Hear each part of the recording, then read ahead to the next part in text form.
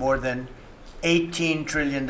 So they did less than $1 trillion, Scott, in a period of 4 years, and we've done $18 trillion in less than 1 year. So there's never been anything like that. No other country has done those numbers, by the way, in history. 10 years ago, one country did $3 trillion. No other. We did $18 trillion. Is being invested now. Thousands of businesses, plants, equipment all over the country are being built right now. And they're going to be opening pretty soon. And when they open, you'll see numbers like nobody's ever seen before. The economy is doing amazingly well. I wish the press would report it, but people are finding out. They're seeing it. It's coming. It's becoming pretty evident. It's hard to hide. Biden inflation, which is really stagflation, cost the typical family $34,000. Think of that, $34,000. But after 1 year, growth in real incomes is outpacing inflation by more than $3,000 under Trump. So one cost $34,000 and one made $3,000. That's a big swing. Gasoline has plunged to, think of this, over $4 a gallon, depending on where you are. In California, it's $7, $8 a gallon. I was in Iowa, and they had $1.85, because I had it at $1.99 a gallon. And I was corrected by two farmers that said, I just bought my gasoline for $1.85. So, Chris, you have to be doing something right, you and Doug, right? But I don't want to give you too much confidence. You got to keep it going. We're drilling, I think I can say we're drilling more than at any time ever in the history. We're taking out more energy out of our land, but specifically, if you look at oil and gas, we've never been anywhere even close. Is that a correct statement? That is correct. All-time records. Yeah, great. It's a great job. Well, it's supply and demand. So that's going down rapidly. And, you know, when energy goes down, everything else goes down. They tried to do their thing. It was a disaster. Then they ran back very late to the Trump policy, but they didn't do the Trump policy. They cut leases. They did everything that they could do, but they lost it. And they were very high, and we're now less than $2 in many areas, $2.30 a gallon average. Grocery prices, airfares, hotels, car payments, and rent prices are coming down very fast. And you don't hear the word affordability issued by the Democrats anymore. Now they're going into other things because they're getting beaten badly on affordability. Remember that when I was elected, I came into office, I inherited a total mess, starting with eggs, which were 4 times higher than they were just a year before. And Brooke got them down very quickly before Easter. They said they wanted me to buy plastic eggs for the egg hunt, at the very famous egg hunt at the White House. Sir, would you buy plastic eggs? I would buy a lot, of like 100,000 eggs. I said, we're not going to buy plastic eggs. And by the time we had the egg hunt a few months later, we had the prices down pretty good. And now they're really low. Now they're at a very low level. So we really have, you don't hear the word affordability because we inherited very high prices, and we inherited the highest inflation in 48 years. I say the history of our country. I think it sounds almost the same. Actually, I think 48 years sounds actually worse for some reason. So I'll go with the 40, because the press corrected me. I said history, and they said, it's not a history, it's 48 years. I said, I'll accept that. And we had the highest inflation in 48 years. We have now as you saw yesterday with the Fed, I'm not a fan of his. He said that inflation essentially is not a factor. It's really been pretty amazing. I just put out a statement about his statements. I won't repeat them here because they're too angry. And thanks to our tax cuts, millions of Americans will soon receive record-setting tax refunds. You're going to get a lot of tax refunds, with the average refund expected to be over $1,000 higher than it has been at any time. So we're going to be getting some pretty good refunds, a lot of people. If congressional Democrats had their way, Americans would right now be facing the largest tax hike ever. You know, their proposal was to raise taxes very substantially. And our proposal, which is in the great, big, beautiful New Deal, it's a New Deal in its own way. It's a Republican version of the New Deal. Right behind you is a nice picture of FDR. This is a much better deal than the FDR deal. But we have the great, big, beautiful bill, and it's given tremendous tax cuts and a lot of other things. People are now finding out how good it is, and it's just kicked in as of January 1st, by the way. So we're really starting to see it. Even though it's a month, we're really starting to see it. The U.S. economy would be cratering if they had won this election. Our country would be in very bad shape. Would be maybe not much of a country anymore. I don't think it would be a country anymore. They were doing everything wrong, but they were going to give you the largest tax hike in history, and we're giving you the largest tax cut in history in the great, big, beautiful bill. In addition, I think it's very good. I think it's very important. You have no tax on overtime, no tax on tips, and no tax on Social Security, but you also have, you're getting this is the first time this ever happened. If you buy a car, you go out and borrow money, you get an interest deduction. You take the interest rate, the interest that you're paying on the loan, you're able to deduct it for income tax purposes. So that's a first ever, and I think it's going to be great for everybody, including the car companies. I was in Detroit 3 weeks ago. I went to the Ford factory, spoke to the General Motors people. It's all the same. They're doing better than they've ever done. The factory I went to was like a World War I, earlier than World War I factory, opened up. One of the oldest buildings, but one of the biggest. And Ford was getting ready to close it a couple of years ago, and then they saw that I was doing well, and it looked like I would have a good chance of winning. And they kept it going, barely going. And last week they announced, during my visit, they announced that they're going to round the clock production. They never thought it was. I said, did you ever think? I spoke with Bill Ford and the president of Ford. They were both there, and they said, we can't even believe it. We were going to close this building 2 years ago, and now it's going round the clock. They said, we cannot. I mean, they said, we wish it was twice the size, but they're now building additional plants in the United States, as is everybody else.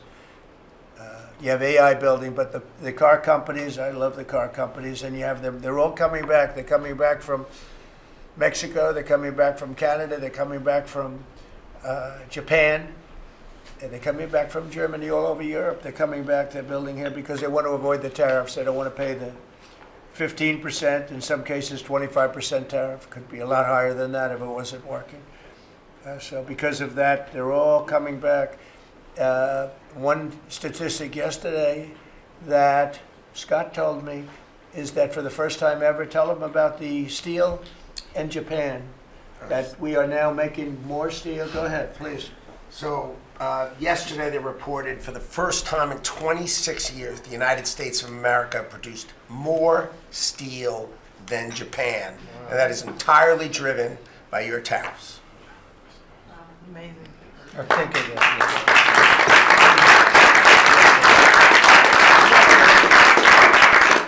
He obviously said that much better than I did, because I got no applause, and I'm giving you home run after home run. He says one thing and everybody. I should have saved that one for myself. No, but think of it. First time, and they read almost 30 years, but I guess it's what, 26, 27 years, that we are now producing more steel than Japan. Japan being a big steel producer. Japan and other countries really took our steel production away from us. Now, if you think of this, 3, 4 years ago, the steel companies were all closing up. We worked a fantastic deal with U.S. Steel. We saved U.S. Steel. And now it's all coming about. But and that's just the beginning. There are a lot of steel plants right now being built. So that's an amazing number. Nobody would have believed that. If you would have said that 3, 4, 5 years ago, people would have said, yeah, it's not a true fact. But so it has to be true, because otherwise you question me on everything. I have to be extremely accurate. I don't exaggerate it. I don't want to exaggerate, because you will call me. You don't call other people, but you would call me under my most favored nation spot, which I think is the most important thing, Bobby, of all what we've done, because we're bringing drug prices down by 80, 90%, depending on the way. You could say 5, 6, 7, 800%.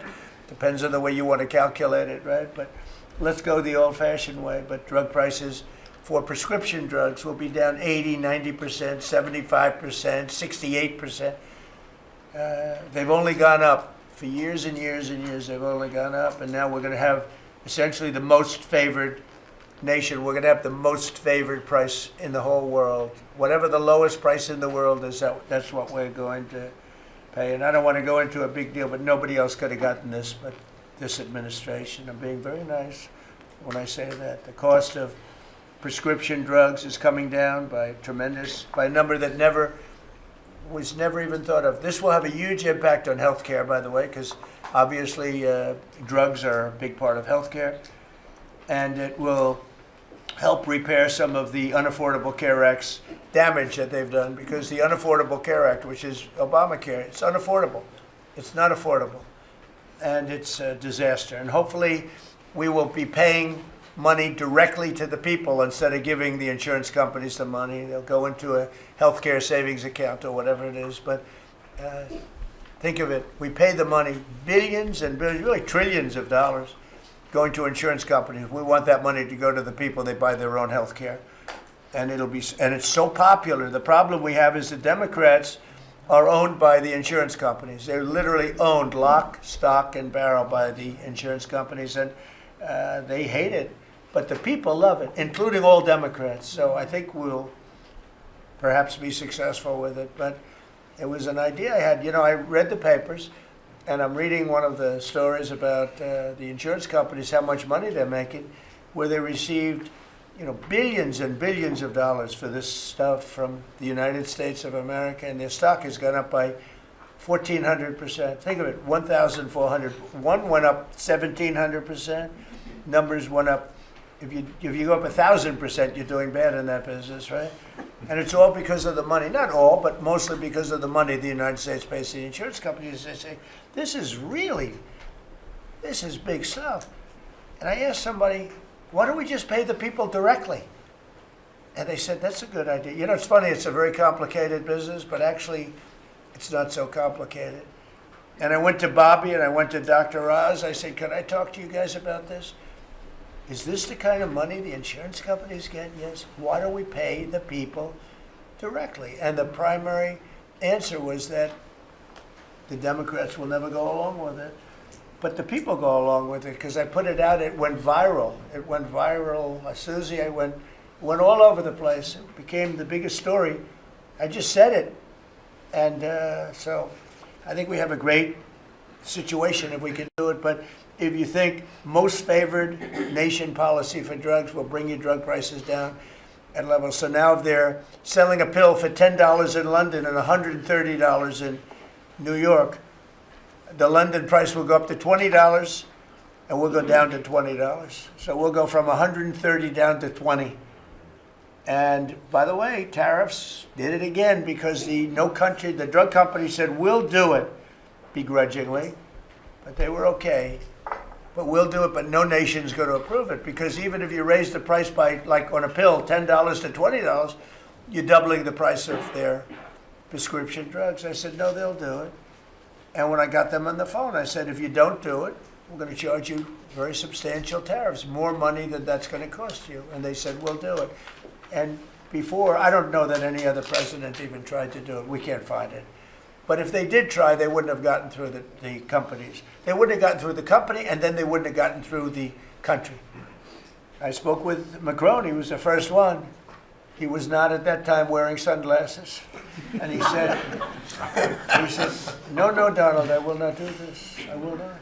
I won't even consider. You're asking me to double the price. I said, you have no choice. You have to do it, because you guys have been ripping us off. In other words, the whole world, we've been subsidizing the whole world on drug costs. That's why they were $10 and we'd be at 130. As an example, there were many examples. I could give you examples even worse.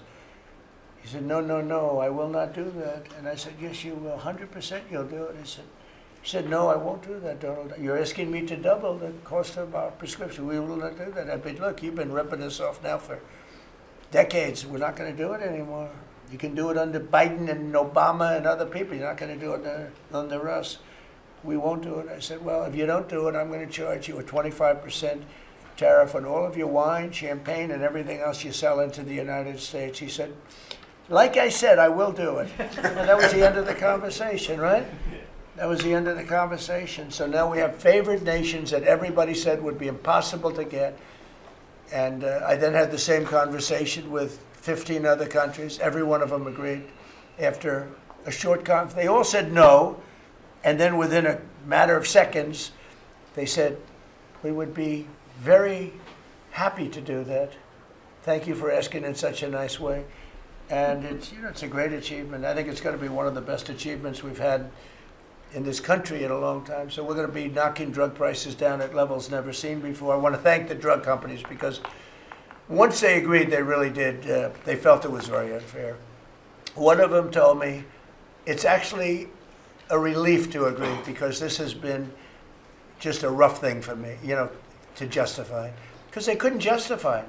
I said, how come in London I can buy something for $10 and in New York I have to pay $130? And they go, well, it's research and development.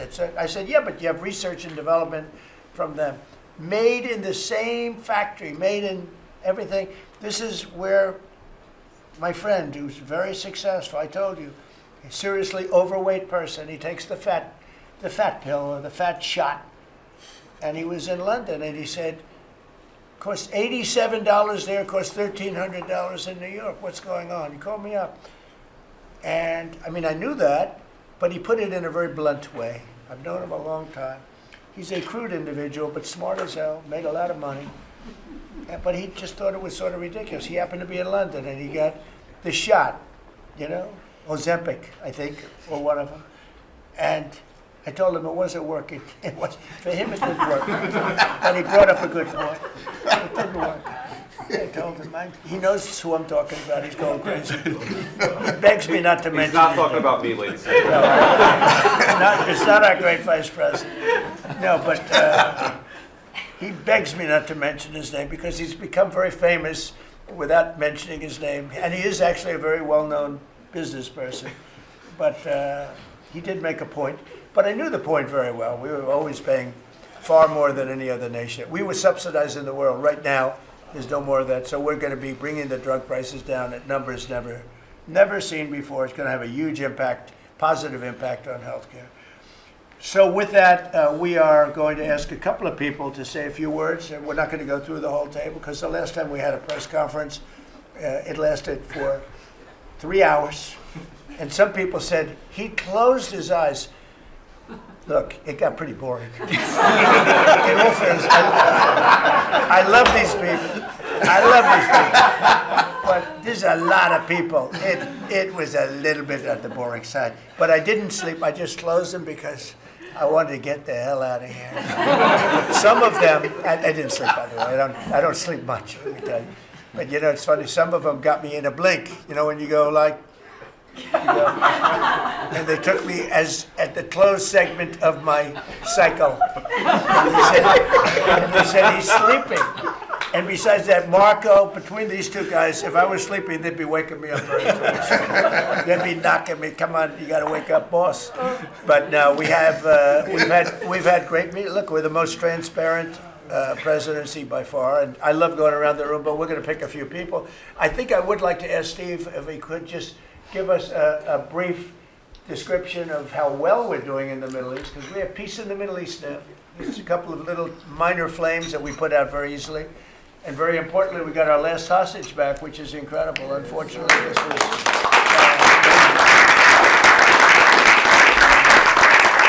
something that nobody said could be done. And I will tell you, Hamas was a big factor in getting all of the hostages back. We were not happy with them, and they had to bring them back. And they found the dead hostages, the bodies of hostages. And those parents wanted their sons back. I think in all cases, sons. But they wanted their sons and their family. They wanted their sons back as much as the people that had living hostages that we got them back to. So we got the 20, but remember, we got hundreds back previous to that. But I always said getting those last 20 back is going to be very tough. And we got them back, and we got all of the bodies back also, which to those parents was just as important as getting back the son that was living. Steve, could you give us a little description, please? Well, your policy of peace through strength, that's what delivered them home. Without that pressure, it never happens. We are in the second phase now. We've stood up for the first time, Mr. President, on your behalf, a technocratic, all Arab government. We've got the terrorists out of there, and they're going to demilitarize. They will, because they have no choice. So we expect that. Control. Pardon me? And now we want to get Hamas no guns, right? To Right, disarm. they're going to give it up. They're going to give up the There's a good chance we're going to AK-47s. get there. A lot of people said they'll never disarm. Looks like they're going to disarm. And they did help us with those bodies, getting them back. Look, And that you know. family is so grateful to you. They called, I Yeah. spoke to them, Jared spoke to them. You know, it's an amazing story. He broke his shoulder, but he went out there because he didn't want his friends to fight alone. He would be alive today but for that. He had no reason to go out with a broken shoulder, and he went out and fought them courageously And died. and died. That's right. This is a great story, and the parents are great. They were the only ones who didn't, you know, they came back pretty rapidly, actually, considering we had get some back initially with the initial group. After that, we had to get a lot. That's a tough job. That's a nasty job, too. Who would want that one? That's a nasty job. And between Israel and Hamas working together, if you can believe it, they got them back. And we got the last one back yesterday, and the parents are so happy. It's amazing, actually, how We sent a message that's on your behalf, as you suggested, and they were so grateful. I guess grateful to me is a much better word, because it's hard to be happy, but they were actually. I mean, they couldn't believe that they had their baby boy. The mother said, my baby boy back. It's a very terrible thing. Steve, Russia, Ukraine, we're making a lot of progress. Could you explain that? The Ukrainians actually said that we've made more progress since Geneva than they've seen in the last 4 years of that conflict. So we had 5 Russian generals last Sunday in Abu Dhabi with Jared and Dan Driscoll, and we think we made a lot of progress. The talks will continue in about a week, but lots of good things happening between the counterparties discussing the land deal. They're talking together. We have a security protocol agreement that's largely finished, a prosperity agreement that's largely finished, and I think the people of Ukraine are now hopeful and expectant that we're going to deliver a peace deal sometime soon. And because of the cold, extreme cold, they have the same that we do. I personally asked President Putin not to fire on Kiev and the cities and towns for a week during this. It's extraordinary. It's not cold. It's extraordinary cold, record-setting cold. Over there too, they're having the same. It's a big pile of bad weather, the worst. But it was it really. They said they've never experienced cold like that. And I personally asked President Putin not to fire into Kiev and the various towns for a week. And he agreed to do that. And I have to tell you, it was very nice. A lot of people said, don't waste the coal, you're not going to get that. And he did it, and we're very happy that they did it. That's correct. Because on top of everything else, that's not what they need is missiles coming into their towns and cities. So I just thought I should say it. I thought it was a very good thing. And Ukraine was, almost they didn't believe it, but they were very happy about it because they are struggling badly. I They're think struggling. it shows, Mr. President, how you provide an overarching sort of presence in these negotiations. The Ukrainians never thought it could happen. The Russians are doing things maybe that people wouldn't give them the credit for doing, and I think it always comes down to your indomitable spirit. Well, it was a good thing. You know, if you think it's cold over here, they say in Ukraine you can add another 20% to it. It was a very cold place anyway, but this was, they see numbers that were so, they've never seen numbers like that, cold numbers like that. So it was, I thought I should mention it. Could I ask Scott Bessert, we have so many things happening, could I ask you to maybe say a few words, please? Yes, sir. So the one big beautiful bill that was passed on July 4th last year, we're starting to see the effects kick in. You mentioned the great economy. One of the things in the one big beautiful bill, Mr. President, it was an honor to host you, and as you said, the best rapper in the world, Nicki Minaj, at yesterday's Trump Accounts Summit. We've now had 1 million people sign up for Trump accounts just this week. We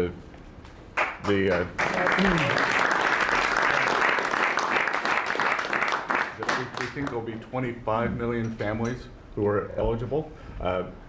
The segment that you and she did has 1 billion hits, 1 billion hits on the internet. So we're telling everyone, go fill out form 4547, trumpaccount.gov. So thanks to you, the Trump accounts, the next generation's America will benefit from today's record-breaking economy, record-breaking benefits.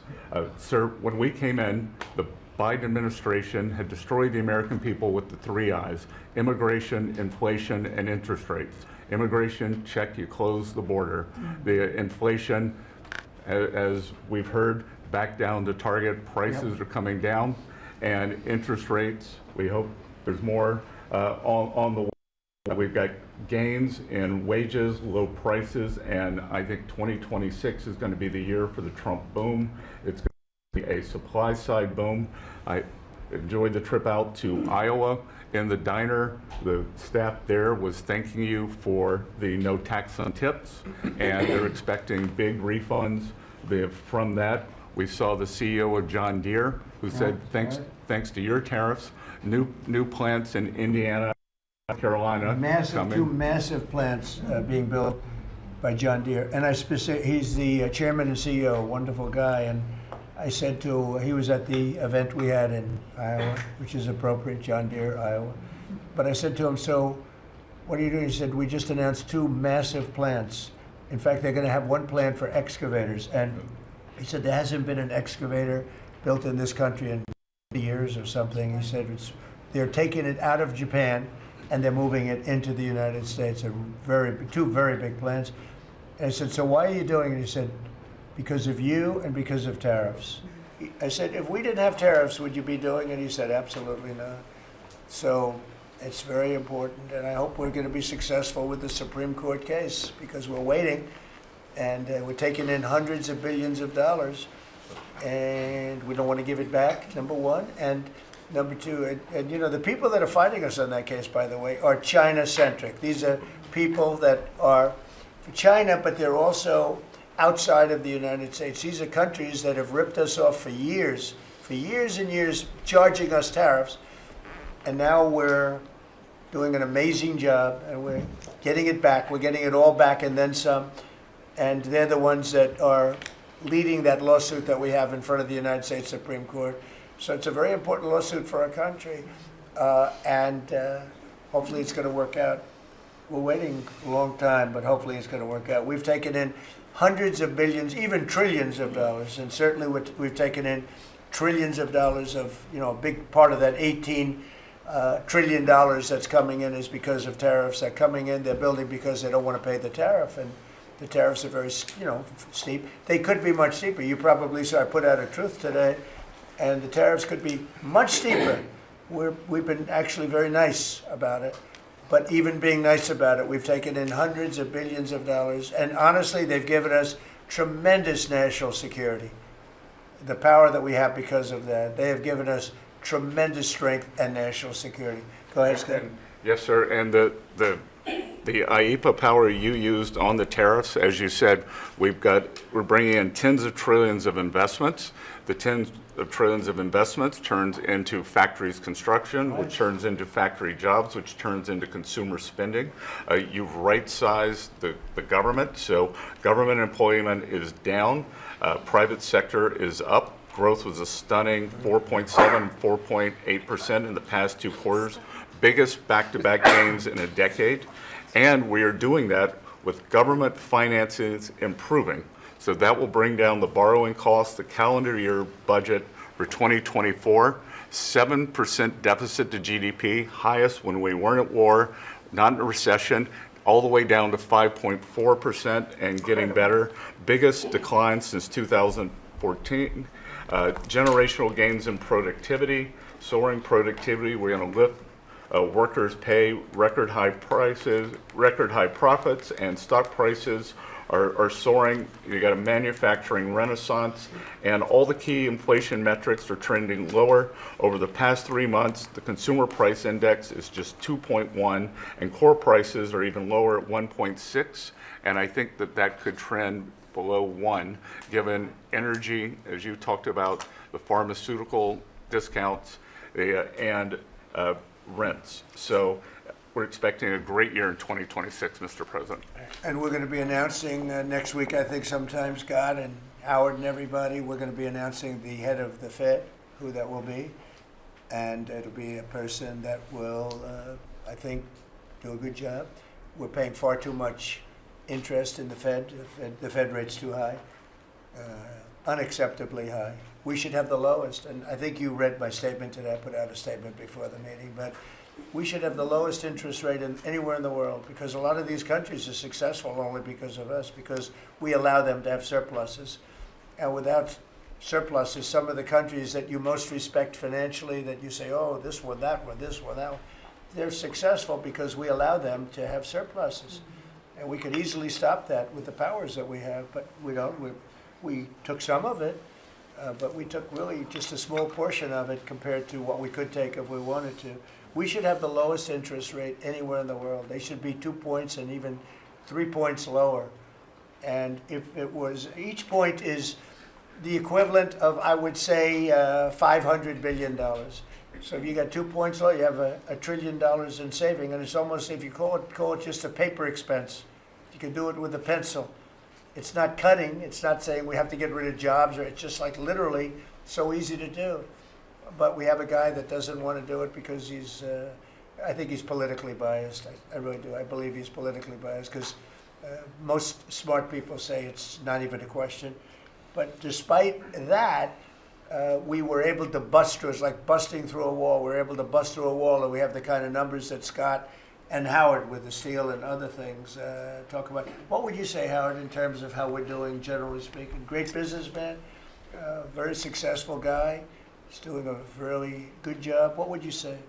Well, no one, before you walked in the door, no one thought our economy could grow 2%.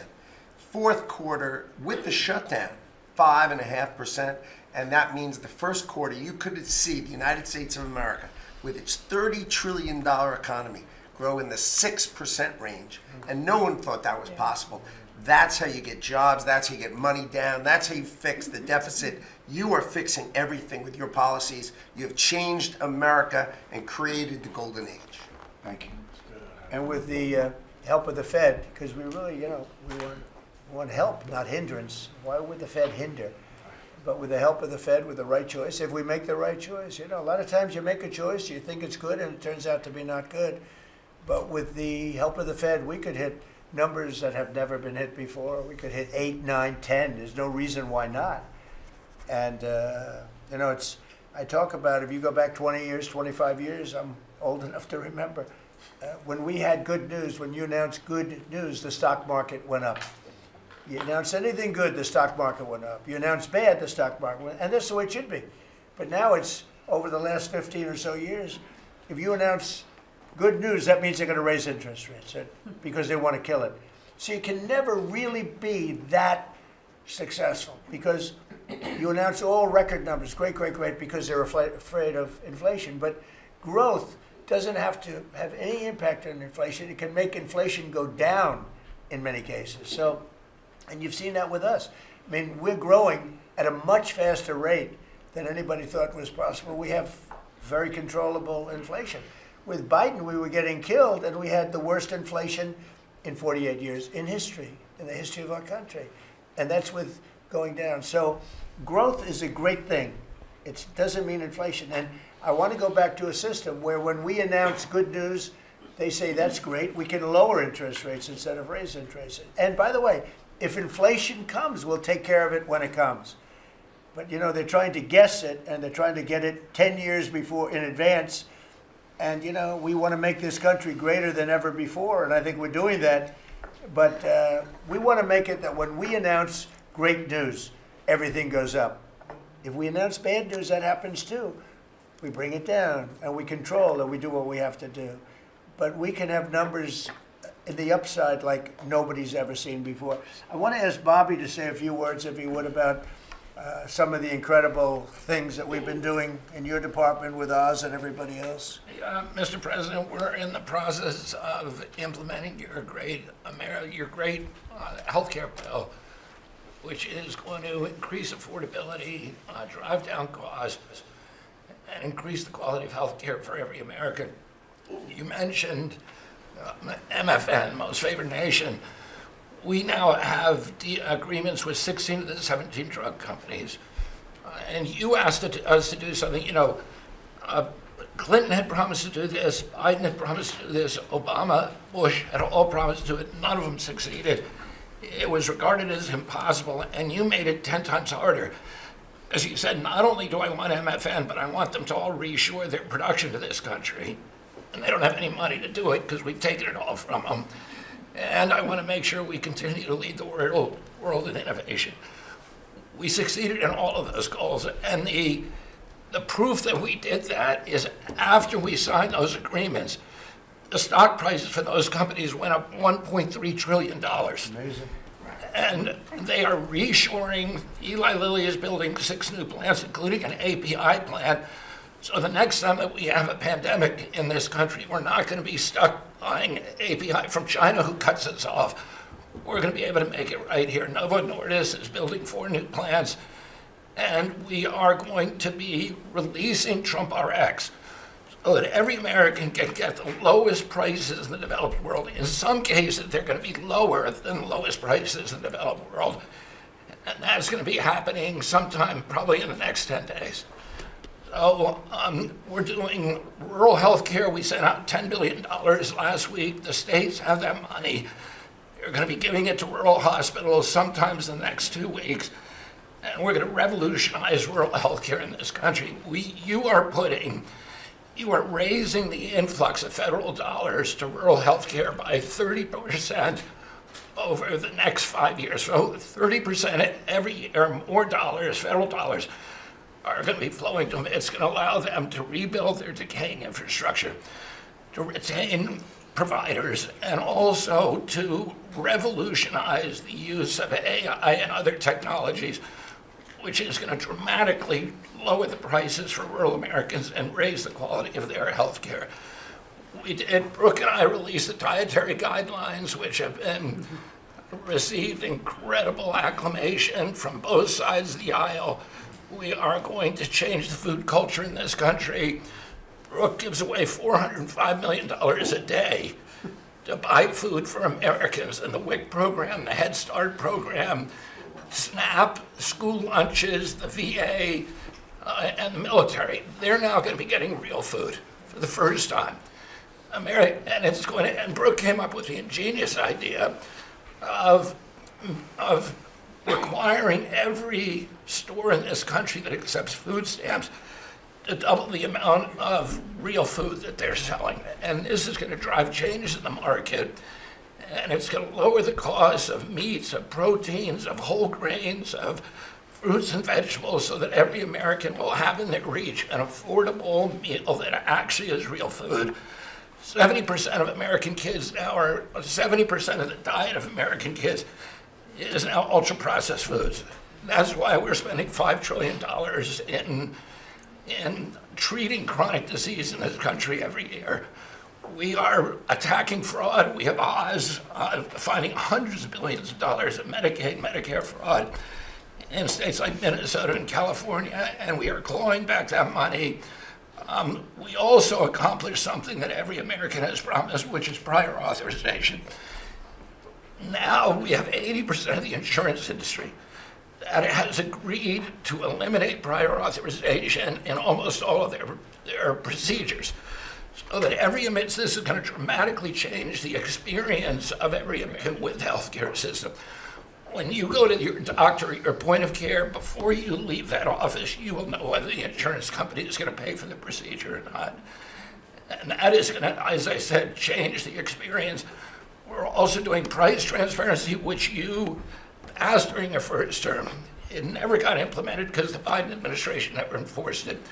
We brought more enforcement actions against hospitals than in this 1 year, and the Biden administration brought in 4 years, and we're doing a crackdown so that every American, when you go to a restaurant, you look at the prices before you buy the meal. You ought to be able to do that when you go to a hospital, and by the time that we leave office, every American is going to have that guarantee. We're doing a lot of other stuff, but we were told to keep it short. So. And the autism, that's moving along, really, is that? We've commissioned now dozens of studies, maybe over 100, and we are going to get those done for you. Good. That's so important. Also, Eli Lilly, Merck, Pfizer, every drug company, they're spending trillions of dollars right now, as we speak, building plants in the United States because they want to be able to save a lot of money on tariffs. It'll be hundreds of percent, 100%, 200%, 300% in 2 or 3 years from now. So I said, you better have your plant built because in 2 years from now, before I leave office, it'll be a sad day, very sad day for me. But before I leave, every one of these plants better be built because you're going to be paying 300% tariffs. And they're all building their little hearts out. I spoke with the head of Eli Lilly, who's a fantastic guy, a star, actually. He's a star, very smart. And he told me he's building 6 plants in the United States, big ones, in locations that I know very well, but all over the country. Merck is building, and Pfizer's building, and every one of them's building. And foreign companies are building. So it's an amazing thing that's happening, and you're doing a fantastic job. I read an article today where they think Bobby is going to be really great for the Republican Party in the midterms. So I have to be very careful that Bobby likes us. But we're letting you do your job, right? Thank you, Mr. President. Thank you. You're doing a great job. You and Oz and the whole group, they're doing a... I'll add this, and Marty McCary has done an incredible job at FDA. That's true. Last month, we approved more gene and cell therapies than any time in history. And we're making this a safe and productive and encouraging ecosystem for biotech so that China does not steal that industry from us. Fantastic.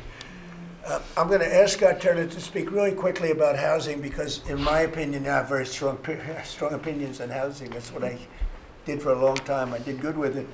But, you know, we got to get interest rates down even lower. They are now pretty low, but we got to get them lower.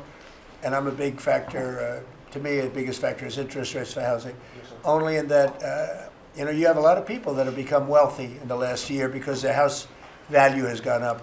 And, you know, when you get the housing, when you make it too easy and too cheap to buy houses, those values come down. I don't want those values to come down. We have millions of people that own houses, and for the first time in their life, they're wealthy because their house is worth $500,000 or $600,000 or more or less, but more money than it's ever been worth before.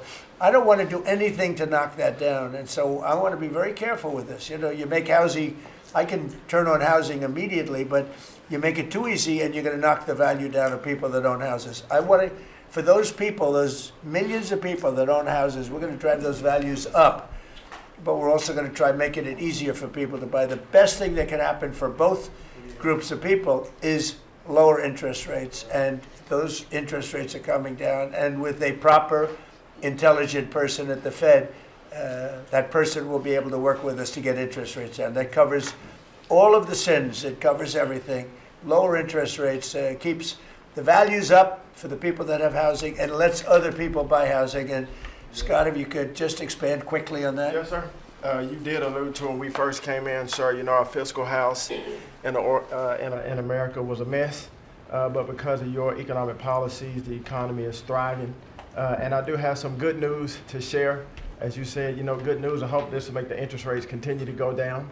But because of your policies, sir, home sales in December, they rose sharply to their strongest pace in 3 years. A lot of people, when we first came in particular young people, were concerned and asking the question whether they would ever be able to afford to buy a house in America, which is the American dream. The 30-year fixed mortgage rate dipped to a multi-year lows, driving monthly payments down for the 2 years at the lowest levels. So more people can get a mortgage now, more families can be able to afford to get a home and achieve the American dream. At HUD last year, we helped and supported over 1 million people through FHA and Ginnie Mae to be able to buy a home. 500,000 of those were first-time home buyers, and hundreds of thousands of our veterans we supported. And so that's good news that millions of people in our country are now beginning to buy homes. We also, sir, saw that you are and will work with you making bold action to ban institutional investors from buying single-family homes. Those homes are for the American people. So, sir, thank you for your leadership on that. Also working with Director Pulte over at FHFA to buy $200 billion worth of mortgage-backed securities, driving down even more the cost to get a home. And so we're grateful for those actions. Also, the One Big Beautiful Bill has been tremendous, making the low-income tax credit increase, working with Secretary Besant at Treasury to produce more projects and more homes in America. And the One Big Beautiful Bill also made our beloved opportunity zones permanent. And the media doesn't talk about opportunity zones very much, but I'll do it today because I know that they have been transformative in our country. Over 1 million people lifted out of poverty, sir, in opportunity zones, 300,000 new units of housing in opportunity zones, and a 3.4 increase in the value of houses. And that's by the way, we have to give him credit. Senator, he's a great guy. Tim Scott came to see me, first administration term, and he had this idea for opportunity zones, and he gave me the idea. We did it. We implemented it. It's one of the most successful programs in the history of our country, and nobody talks about it. The press doesn't talk about it, but I want to just tell you, Tim Scott, Senator, South Carolina, did a great job, right? Did a wonderful job, yes, sir. Did a good job. He's a good man. Yes, sir. And so those have been made permanent now. Will help millions of Americans to be able to afford to buy homes. Also, the One Big Beautiful Bill has been allowing HUD to make sure, working with the Department of Homeland Security, that every person that lives in HUD-funded housing is an American citizen.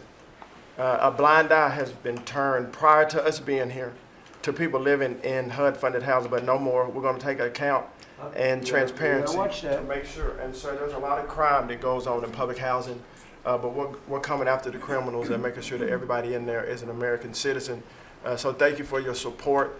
We now have taken possession of our new building in Alexandria, and we're going to save the American taxpayers hundreds of millions of dollars. So, sir, thank you for your support and your leadership. Thank you, Scott. Great job. Appreciate it. One of the things Scott said, though, is, again, existing housing, people that own their homes, we're going to keep them wealthy. We're going to keep those prices up. We're not going to destroy the value of their homes so that somebody that didn't work very hard can buy a home. We're going to make it easier to buy. We're going to get interest rates down. But I want to protect the people that for the first time in their lives feel good about themselves. They feel like they've, that they're wealthy people. And I want them to understand it. There's so much talk about, we're going to drive housing prices down. I don't want to drive housing prices down. I want to drive housing prices up for people that own their homes. And they can be assured that's what's going to happen. Chris, could you say a few words about energy, please? You bet, Mr. President. I can say with confidence that your energy dominance agenda is firing on all cylinders. United States oil production today is greater than Saudi Arabia and Russia combined, the #2 and #3 producers. Our natural gas production today is greater than Russia, China, and Iran combined, the second, third, and fourth largest natural gas producers. Huge production in the United States. Secretary Burgum at the Interior Department has taken in more money on oil and gas lease sales in the first year of this administration than the entire 4 years of the Biden administration. And beyond oil and gas, 6 new coal leases under this first year of this administration from the Interior Department, and coal production is growing again in the United States after years of decline. And this beautiful clean coal was the MVP of the huge cold snap we're in right now. I can say with some confidence, hundreds of American lives have been saved because of your leaning in and stopping the killing of coal and revitalizing coal. Coal, over the last few days, where we're at peak demand in electricity, has delivered 20 times more electricity than solar and batteries. Think about that, 20 times more. An industry. Because coal doesn't mind very cold weather, right? You're not allowed to say the word coal without proceeding by saying clean, beautiful coal. Clean, beautiful coal. It's not affected by bad weather. Rain, snow, sleet, freezing cold. How does it react under freezing cold weather? it steps up and delivers big time. In fact, what coal did during this storm was deliver massively more electricity than it was delivering a month ago, because we needed far more electricity. Who can step up? The windmills, by the way, are all frozen. You know that they don't turn. The windmills aren't turning. The windmills that these fools paid for. The fool is this country, because the people that have the windmills get massive subsidy, and they make a fortune on windmills that don't even work, and they don't produce anywhere near what they should be. And it's the worst, most expensive form of energy there is. And by the way, Europe is destroying itself with the stupid windmills they're putting all over their beautiful areas of most magnificent landscapes in the world, and they're just destroying. Europe better get smart. Between immigration and energy, they're destroying. It's not recognizable. They've got to smarten up before it's too late. Please go ahead. Yeah, in New England, with somewhat European energy policies, at peak demand time, very cold in New England, wind, solar, and batteries that you were just speaking of delivered less than 3% of the electricity needed at peak demand time, and that's when it matters. Because if electricity goes out when it's very cold, people die. Over 200 people died in a smaller cold snap during the Biden administration. This was massively larger geographically. We've had no failure of the electricity grid, no failure of long-distance transmission lines. Local distribution lines have iced up and come down, and we have people from all over the country working to get those back up because people need their lights back on. But your energy policies delivered just a dramatically different outcome for the American people. If we'd continued the Biden-era policies for one more year, continued to shut down coal plants, continued these crazy climate restrictions that wouldn't even let power plants run at maximum demand time, we hadn't liberated all the backup generators that are sitting there. We gave up an emergency approval, So a lot of run those everything. plants that were going to close, coal plants that were modern and good and threw off very little problem, and that were really powerful. You know, by the way, China does most of everything they're doing with coal. Not that we want to copy anybody, but you know, they make the windmills, but they don't have a lot of wind farms. Somebody ought to look at that. How many wind farms do they have? Very, very few. They make them, they sell them, they make a fortune, but they don't use them. So the coal, I mean, I understand they're using it also as a great backup. So you build a plant, but they have it as a backup in case of tragedy, in case of really bad weather, et cetera, et cetera. They actually store coal on the site of other plants so that if they need emergency energy, the coal is always going to be there, whereas other things aren't. Is that correct? Exactly. Coal just Pretty good. stepped up here to 25% of our electricity during this high demand time. Natural gas, coal, and nuclear, they are what run the American electricity grid. The others are ornaments and often expensive And you ornaments. stopped plants Drive from up being prices. demolished, right? 17 gigawatts of coal generation plants were slated to close last year that were stopped from being closure by this And if administration. they were closed, we would be really tight on energy. We would have had significant blackouts at these peak cold times, and extrapolating from the last storm during the Biden administration, I think at least hundreds of deaths. Because in the South, a lot of heating is done with electricity generation. If those grids go down, people die. So these, and when you're going back to the Working Families Tax Cut Act, or the One Big Beautiful Bill, that got rid of $500 billion of subsidies, energy subsidies, that do nothing but make energy more expensive and less reliable. And under this administration, we've spent massively less on energy, and we've delivered massively more on energy. And when you have more energy of lower prices. It's a fantastic job. You and Doug. Doug said, you got to get this guy, Doug. You got to get this guy, Chris, Wright, and get him as soon as you can. I said, but I want you to run energy. He said, well, I'm good at it, but he's better, right? Didn't you tell me that? So I gave him the land, I gave you the energy, right? And it's a great combination. I mean, they literally have, I said, maybe we'll merge it in some way. They said, we don't have to. We get along. They work together, right, with the land. He's got the land and the energy. He's got the knowledge to take it out. It's been a good combination. This administration, the whole administration, and your leadership has been very focused on energy, because we can push down energy prices, we can lower costs on Americans, and we can raise wages by bringing jobs and opportunities here. It is a transformation of American energy. Thanks for your leadership. He's one of the most respected people in the energy world. And Doug told me about Chris Wright. They said, if you could get him, what he gave up to do this job, You're making a little less money, but that's all right. You don't care. What you're doing is fantastic. But he said he's the best in the world. Other people have told me that. The heads of the biggest companies have told me that. And it's really panning out to be so. We appreciate it very much. It's great. One of the things we're doing with energy, I think that's so important. We have an old grid, been around a long time, and not really, can't be much expanded. It can be fixed up a little bit, but can't be much expanded. And we have some plants that are so big that the grid would never be able to hold it. We're allowing them to build a electric producing plant, mostly electric, but they can use nuclear to do it, they can use oil and gas, they can use coal, they can use whatever they want. I think many are choosing oil and gas because it's there, it's tried, it's true, it's plentiful, it's inexpensive. Some are going nuclear, some are going both. Many are going all three. But the plants, you read, well, how do we ever fire those plants? Because to do this, we need 2 times the electricity we produce in 1 year for the entire country, which is almost hard to believe. These buildings are so big. They're going up now. So I did something that nobody thought was possible also. When they build their building, they build their own electric generating plants. And we are seeing some of the most incredible designs you've ever seen. So we don't need the grid. I read an article in the Wall Street Journal saying, oh, we're falling behind China. We're not actually. We're leading everybody because I'm letting them build. The government would never be able to do that. Now, China's a different kind. They build, they do things that you got to hand it to them. President Xi, they build vast amounts of energy. They don't have certain constraints that we have in this country, but we're more than topping them. We're leading China by a lot on AI, and it's primarily because I'm allowing them to build with their plant their own electricity. If they had to rely on the grid, they wouldn't have any power. You wouldn't have any power for anything. And they're building the electricity. And one of the reasons I'm able to do that is we have a very capable man in the room named Lee Zeldin. He may be in the room someplace. Is it his normal place? He's there. He's always there.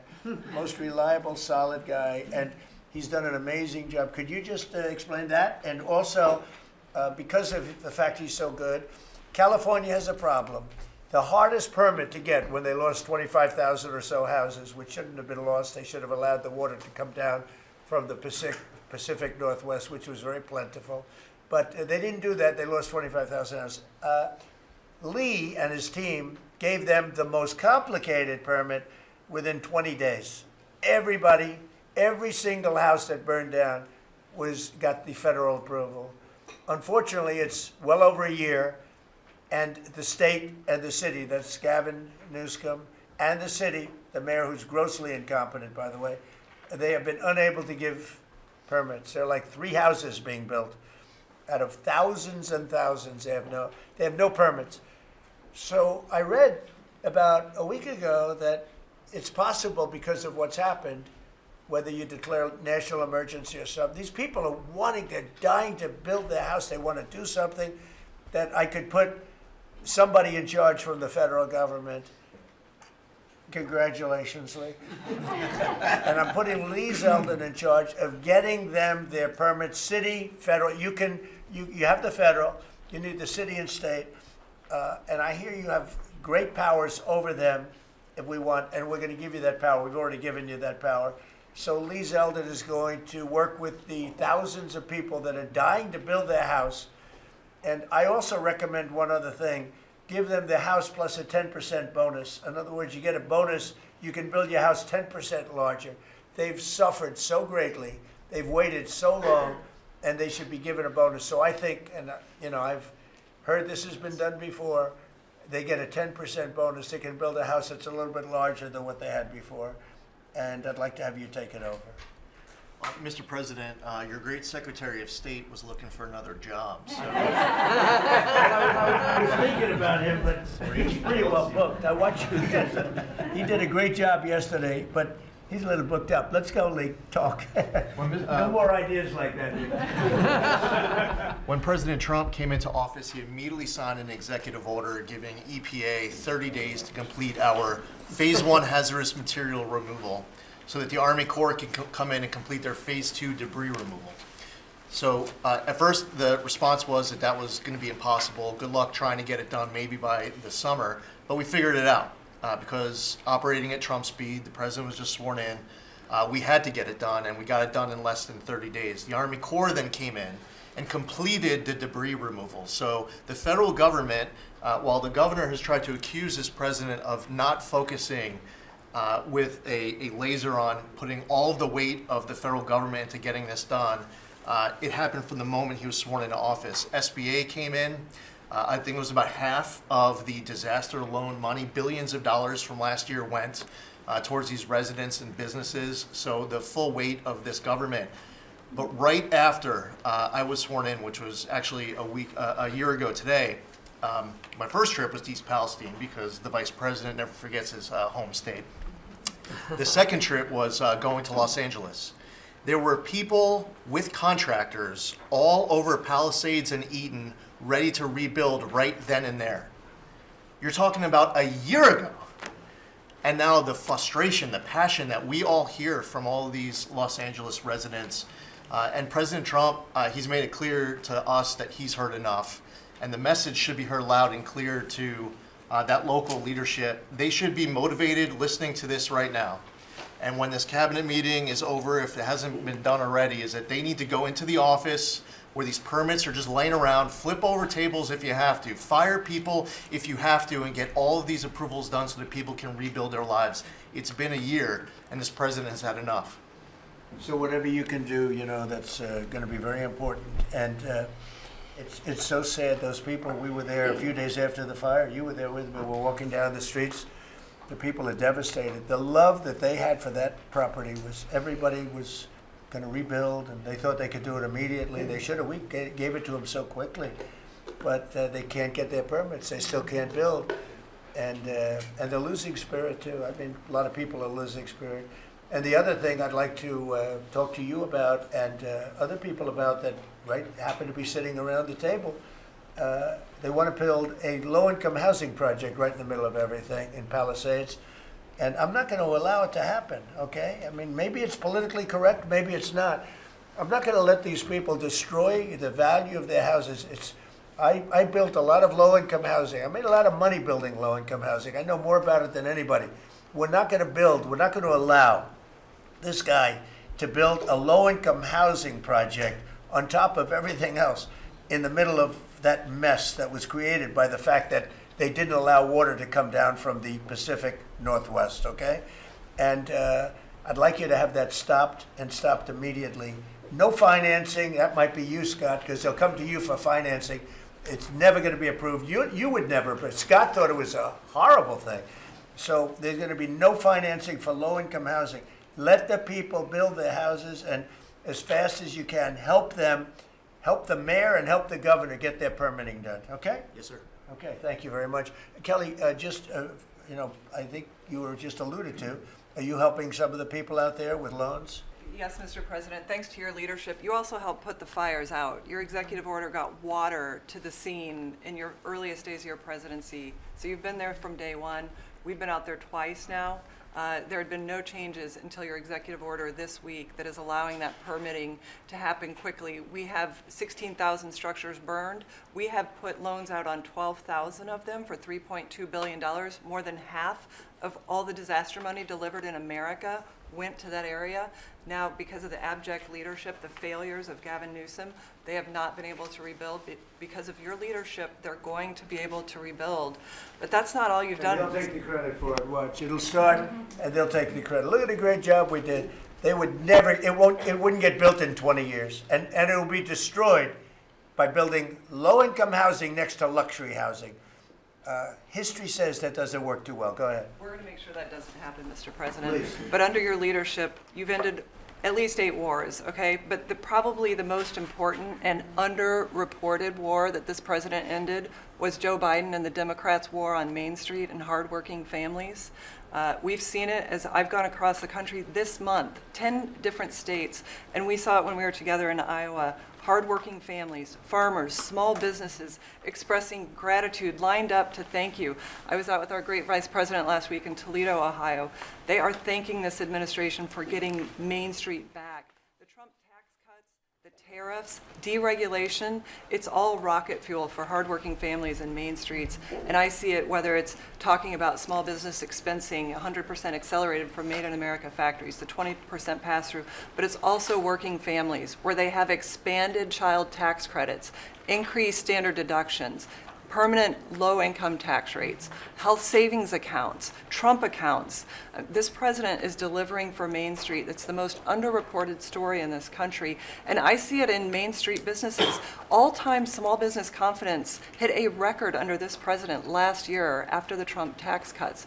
All-time small business formation now at 36 million small businesses and a record $100 billion out from SBA because a record number of people want to invest in this country and hire. And whether I've talked to manufacturers about tariffs, they know that this president is bringing manufacturing back, just like Prince Manufacturing in Macon, Georgia. 500 employees machining parts for our defense, our agriculture, our automotive, our aerospace industry. They're going to hire 500 more people this year because of tariffs, because of the Trump tax cuts, and because of SBA lending. And I see this state after state as I've gone across the country, talked to hundreds of business owners, walked dozens of factory floors. This is not being covered, but it's going on in America. The number one problem is they need skilled workers. And this is something I'm working on with Secretary Chavez-Jurema. I'm working across the administration to ensure that we empower our small businesses. 98% of our manufacturers meet the small business definition. So Ford has 5,000 small manufacturing suppliers. The $18 trillion you brought in is creating an economic boom like none we've ever seen before. We are going to have 7% GDP growth. GDP now is probably underestimating where it is in 4Q, but with interest rates going down, with regulation going down, these are all taxes on small businesses, and those are going away. And thanks to President Trump, your leadership, we are seeing Main Street boom. Hardworking families have $1,000 already in their pockets, and when they get their $1,000 refund tax, I hope they all remember that every Democrat voted against them getting their tax refunds, because this is what our administration is doing, is powering your incredible economic agenda forward on Main Street. Thank you very much. Great job. I do want to say that on my left, I have a man who's doing a fantastic job, and on my right also. But we're spending a tremendous amount of time and effort on building our military. We largely rebuilt the military during my first term, fortunately, and we're greatly enhancing it now. We're going to be doing something new. We're bringing back the battleship, and I thought, like you remember the battleships from the great Iowa and Alabama, Missouri, those unbelievable scenes that you see, Victory at Sea.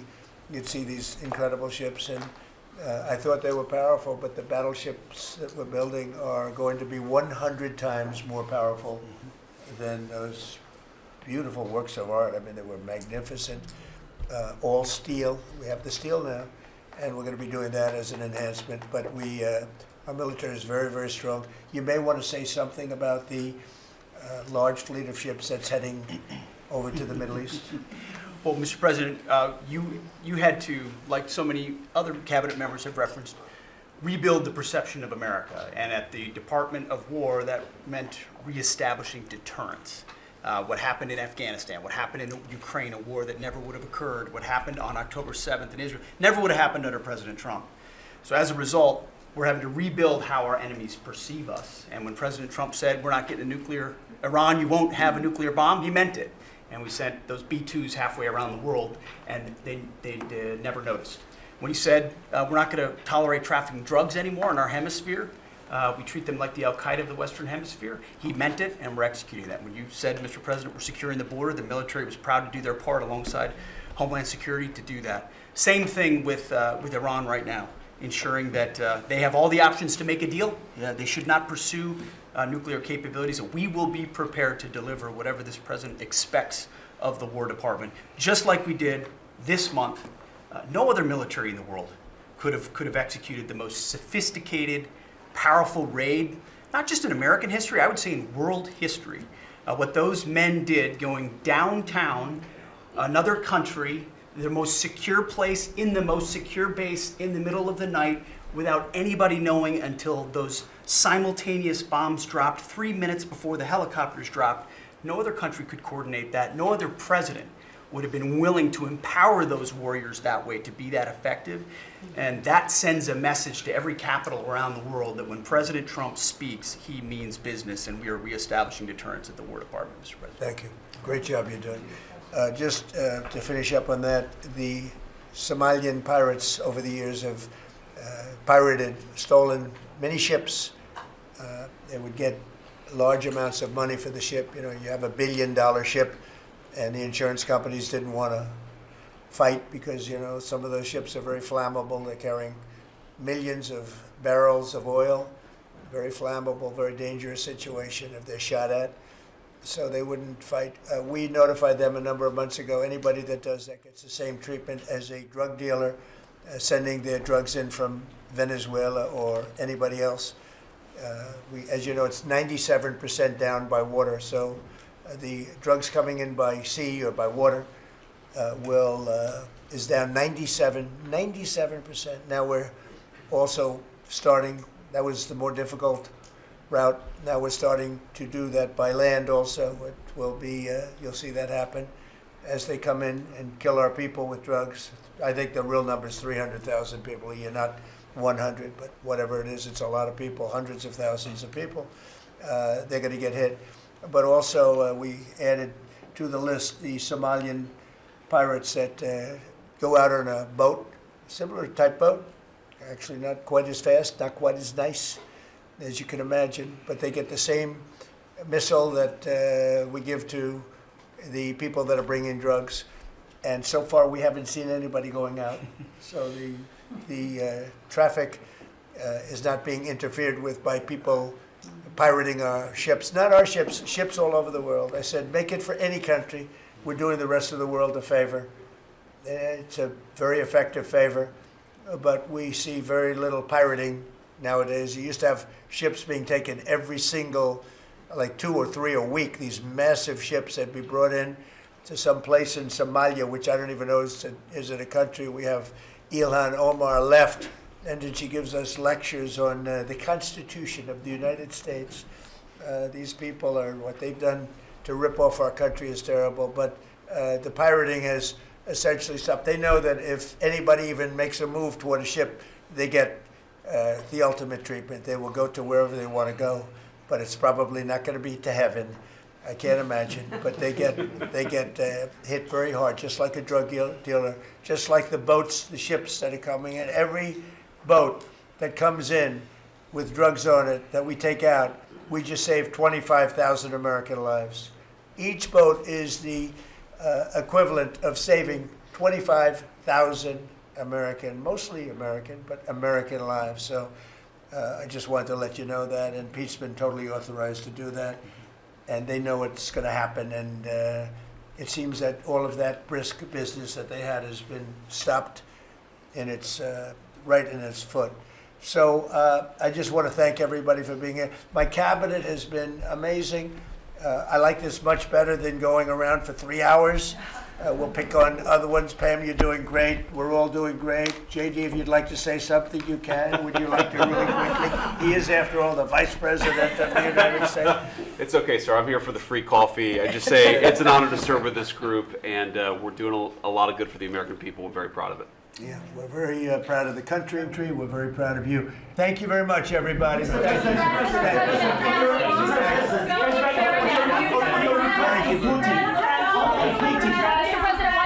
Thank you. Mr. President, one question. Thank you. Thank you very much. Thank you. Let's go. Start moving. Thank you, press. Keep moving. Thank you.